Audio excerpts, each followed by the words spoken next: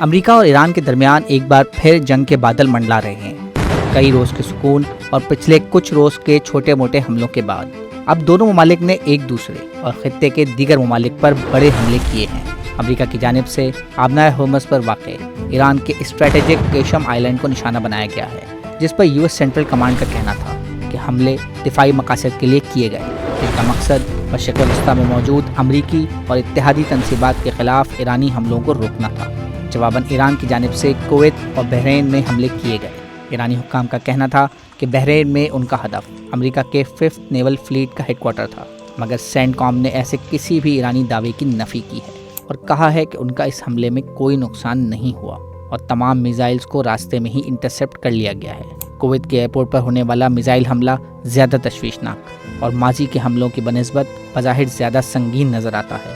ایرانی حکام کا دعویٰ ہے کہ ان حملوں میں ان کا ہدف کویت میں موجود امریکی بیسز تھے، مگر کویت سے سامنے آنے والی فوٹیجز میں دیکھا جا سکتا ہے کہ میزائل کویت سٹی کے ایئرپورٹ پر جا گرے ہیں، جس میں اب تک 1 آدمی جاں بحق اور 60 افراد زخمی ہوئے ہیں، جن میں سے 7 سے 8 افراد کو سرجریز کے پروسیس سے بھی گزرنا پڑا ہے، جبکہ ایئرپورٹ کے انفراسٹرکچر کو بھی شدید نقصان پہنچا ہے۔ ان حملوں کے بعد متحدہ عرب امارات، اردن اور کئی دیگر ممالک کی جانب سے کویت اور بحرین میں ہونے والے حملوں کی مذمت کی گئی ہے، جبکہ متحدہ عرب امارات میں صدر کے مشیر انور گرگاش کا کہنا تھا کہ خلیجی ممالک کو ایسے حملوں کا جواب متحد ہو کر دینے کی ضرورت ہے۔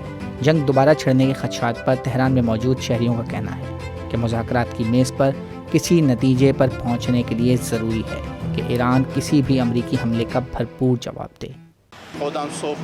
میں نے آج صبح ہی ان حملوں کے بارے میں سنا ہے اور مجھے خوشی ہے کہ ہم نے جواب دیا ہے۔ میں پہلے بھی کہتا رہا ہوں کہ اگر آپ کو مطلوبہ نتائج چاہیے تو آپ کو بھرپور جواب دینا ہوگا۔ اگر آپ پیچھے ہٹ گئے تو وہ پھر آپ پر حملہ کریں گے اور آپ کو کچل دیں گے۔ ہمیں بھی بھرپور طاقت کے ساتھ فیصلہ کن انداز میں جواب دینا چاہیے۔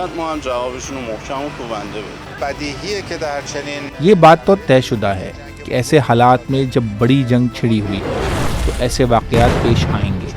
اب دیکھنا یہ ہے کہ کیا یہ چھوٹے واقعات کسی بڑی جنگ جس میں سب شامل ہوں کی طرف جائے گی۔ اس بارے میں فی الحال کچھ نہیں کہا جا سکتا۔ مزید نیوز اپ ڈیٹس اور ڈیجیٹل سٹوریز کے لیے سبسکرائب کریں ڈان نیوز پاکستان۔